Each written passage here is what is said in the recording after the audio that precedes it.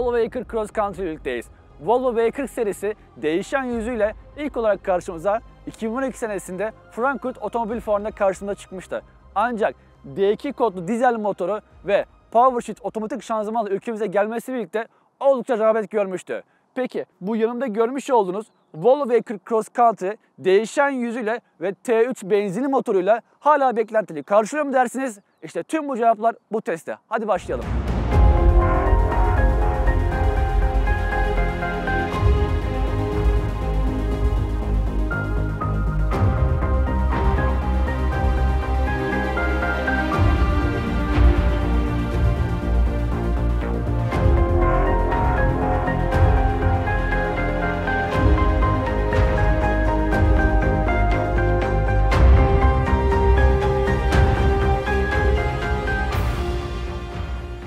Volvo V40 Cross Country'nin bu değişen ön yüzüne baktığımızda aslında bize çok da yabancı olmayan bir ön yüzle karşılaştığımız açık ve net.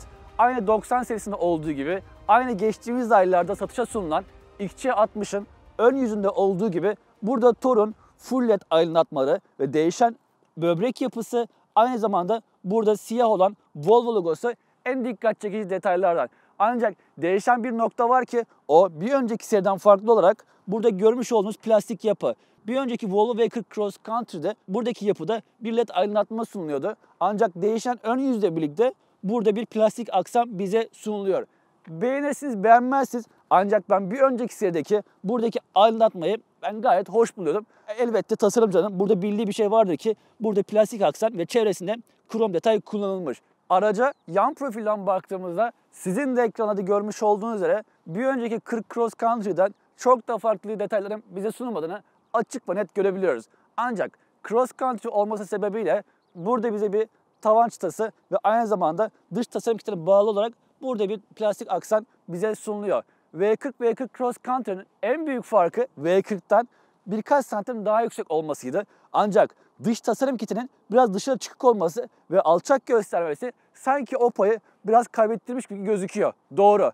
Ancak göz olarak rahatsız ediyor mu? Asla. Ancak şöyle bir nüansı var ki o büyük bir dezavantaj. İsterseniz size şöyle göstereyim.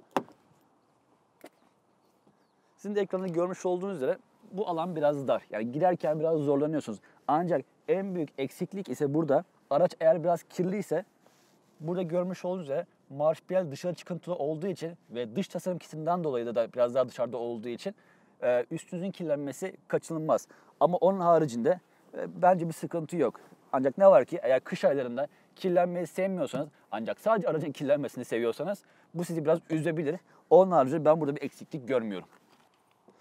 Aracın arka yüzüne baktığımız zaman sizin de ekranda görmüş olduğunuz üzere bir önceki 40 Cross Country'den çok da farklı detayların bize sunulmadığını söyleyebiliriz. Ancak şuna netlik kazandırmak gerekiyor. Bu bir makyajlı kasa ve çok da farklı bize bir detayların sunulmasını asla bekleyemeyiz. Bu marka için çok büyük haksızlık olur. Ancak detaylara şöyle baktığımız zaman dış tasarım kitine bağlı olarak birçok farklı detayın burada bize sunulduğunu söyleyebilirim. Burada bir bagaj kiti aparatı ve aynı zamanda burada krom difüzörler oldukça başarılı gözüküyor. V40 yazısı burada Cross Country olduğunu belirten yazı ve T3 kodlu motorunun yazısı burada açık ve net bize sunulmakta. Peki aracın bagajına bakacak olursak hiç de fena olmayan bir bagaj hacmi bize sunulduğunu söyleyebilirim. Ancak rakamsal değerlerde karşılaştırdığımız zaman bugün bir Golf'ün bile 380 litre bir bagaj hacmine sahip olduğunu düşünürsek bu Volvo V40 Cross Country'de bize sunulan 324 litrelik hacmin çok da kullanıcıları memnun edebileceğini söyleyemem. Ancak şöyle bir nokta var ki V40 Cross Country 324 litre bagaj hacmine sahip olmasına rağmen Volvo V40'ın tam rakamını hatırlamıyorum ama birkaç litre daha fazla hacme sahip olduğunu söyleyebilirim. Ancak tabii ki bu bagajın küçük olduğu gerçeğini asla ve asla ne yazık ki değiştirmiyor.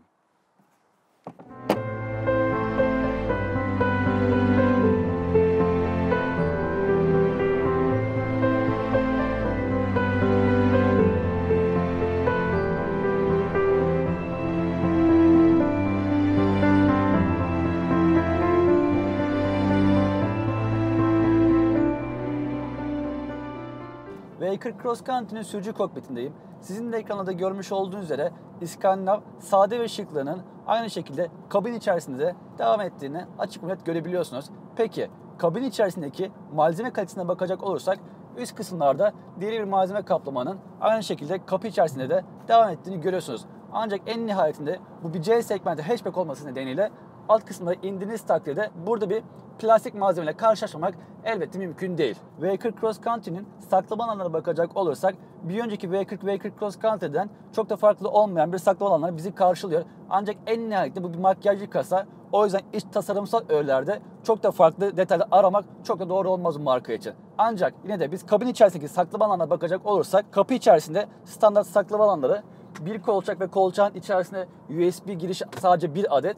Buradaki sürgülü alan oldukça başarılı ve Volvo'ya özgü de hemen bu panelin arkasındaki saklama alanları hiç fena değil. Peki bu aracın sürüş konfor özelliklerine bakacak olursak öncelikle şunu belirtmeliyim ki yalıtımı hiç de fena değil. Bu araçta panoramik cam tavan olmasına rağmen hiçbir şekilde buradan ses gelmiyor. Ancak siz de hak verirsiniz ki 120-140 km hızlardan sonra az da olsa bu köşelerden biraz ses alıyor. Ancak asla rahatsız etmiyor. Diğer bir husus ise bu araçta 18 inç jant olması nedeniyle ve ince yanak lastik olması nedeniyle biraz olsun asfalttan ses geliyor. Ancak bu asla uzun yolu sizi rahatsız etmiyor. Peki bu aracın yol tutuşu hakkında biraz konuşacak olursak bu araçta DSTC yani denge çekiş kontrol sistemi standart olarak sunuluyor. Ki zaten tüm Volvo'larda DSTC denge çekiş kontrol sistemi standart olarak sunulmakta. Bu Volvo'nun kusursuz bir şekilde yola tutunmasını sağlıyor. Ancak isterseniz siz aracın menüsünden aktif ve deaktif edebiliyorsunuz. Aracın multimedya özellikleri hakkında biraz konuşacak olursak bu araçta 8 inçlik çözünürlüğü gayet iyi olan multimedya ekranı bizi karşılıyor. Bir önceki Cross Country'de premium seçeneği olduğu için bu ekran daha düşük boyutta bize gelmekteydi. Ancak 2017 itibariyle Advanced Encryption tek paket olarak Türkiye'ye giriş yapması nedeniyle artık bu 8 inçlik ekran standart olarak geliyor. Peki ek olarak şunu da belirtmek isterim ki bu araçta 100 GB'lık bir hard disk var. Ancak Volvo bize bunu sadece 10 GB'ını kullanabilirsiniz diyor. Yani siz bu 10 GB'ı MP3 olarak depolayabiliyorsunuz. MP3 arşivi yapan kullanıcılar için bu oldukça başarılı bir seçenek. Bir Volvo hakkında konuşup en nihayetinde o Volvo'nun güvenlik öğelerinden bahsetmemek bence büyük hata olur. Şunu belirtmem gerekiyor ki bu araçta City Safety özelliği var. Birçoğumuzun bildiği bu City Safety özelliği 50 km hıza kadar aktif olmakla birlikte bir kaza anında veya tehlike anında aracın kendi kendine durmasını sağlıyor. Bu sürücü açısından müthiş bir destek. Ancak tabii ki abilerinde XC60'da ve 90 serisinde bu 50 km'lik hız limitinin daha yukarılarda tam hatırlamıyorum ama 110 km/saat hızlarda olduğunu biliyorum. Kullanmış olduğum V40 Cross Country'nin motor ve şanzıman özelliklerine bakacak olursak bu araçta 1.5 litrelik T3 kodlu direkt enjeksiyonlu, önden çekişli ve 152 beygir güç üreten 250 Nm tork güce sahip bir motor bulunmakta. Bir önceki motorlara bakacak olursak bir önceki Volvo V40 Cross Country'de T4'ten ne farkı var diyecek olursanız T4 motor bildiğiniz üzere 180 beygir güce sahipti. Peki sadece kayıp güçte mi? Asla. Birçoğunuzun bildiği üzere T4'te Polestar özelliği yani Polestar yazılımı Volvo'nun geliştirmiş olduğu Polestar yazılımı ekletilebiliyordu. Ancak ne yazık ki T3 motorda bu seçenek mümkün değil. Şanzıman tarafında durum ne diyecek olursanız sizin de hatırlayacağınız üzere T4 ve D2 olan bir önceki nesilde yani üretime duran nesilde Ford'un geliştirmiş olduğu Power Shift çift kavramalı otomatik şanzıman vardı. Ancak bu araçta tamamıyla Volvo'nun geliştirmiş olduğu Geartronic 6 ileri tam otomatik şanzıman mevcut. Vites geçişleri oldukça başarılı. Yani Power Shift çift kavramayı asla ve asla aramıyorsunuz. Yani siz burada manuel aldığınız takdirde vites düşürerek devir yükseltiyor ve hiçbir şekilde performansa ödün vermiyorsunuz. Fabrika değerleri bu aracın sıfırdan 100 kilometreye 8.3 saniyede ulaştığını söylüyor. Bakalım biz kaç saniyede ulaşacağız? 70. Motor sesi inanılmaz. 95. 100. Hiç fena değil.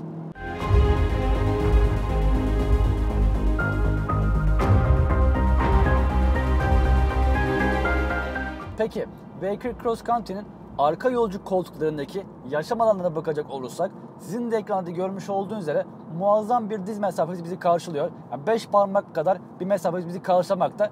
Baş mesafesi konusu da ne yazık ki aynı şeyleri söylemek mümkün değil. Yani her ne kadar bir panoramik cam tavanı olsa da bize ne yazık ki iyi bir seçenek sunmadığını söyleyebilirim. Ve en nihayetinde artan yakıt fiyatları neticesinde T3 kodlu benzinli bu aracın yakıt tüketimi hakkında konuşmasak olmaz. Fabrika değerleri Volvo V40 Cross Country'nin 100 kilometrede 5.8 litre gibi bir yakıt tükettiğini belirtmekte. Ancak ben bu aracı 898 kilometrede kullanıyorum ve birçoğu şehir arası yolda geçmekte ve yakıt tüketimim ise sizin de ekranda görmüş olduğunuz üzere 8.8 dolaylarında. Ancak ben bu aracı Büyükdere Caddesi'nde trafiğin en iyi olduğu saatlerde kullanma imkanına sahip oldum. Şunu belirtmem gerekir ki yani ortalama değerlerin 11-12 litre civarlarına çıktığını belirtmem lazım. Yani bu araç asla bir trafik aracı değil. Yani bu araçta uzun yola gidebilirsiniz. Bu araçta trafiğin yoğun olmadığı saatlerde gezebilirsiniz.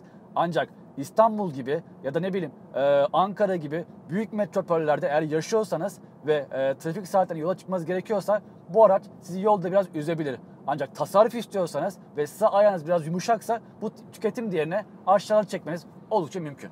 Sonuç olarak siz premium algısı yüksek ve güven verici bir araç istiyorsanız Volvo V40 Cross Country sizin için biçilmiş bir kaftan. Ancak şunu unutmak gerekiyor ki artan vergiler ve döviz kurlarının neticesinde bu aracın fiyatı 150.000 TL gibi bir rakamla alıcısına ulaşıyor. Fiyatlar gerçekten yüksek ancak bu konuda markaları asla suçlamamak gerekiyor. Çünkü bilmek gerekiyor ki artan vergiler ve döviz kurları bu fiyat etiketinde büyük rol oynuyor. Görüşmek üzere.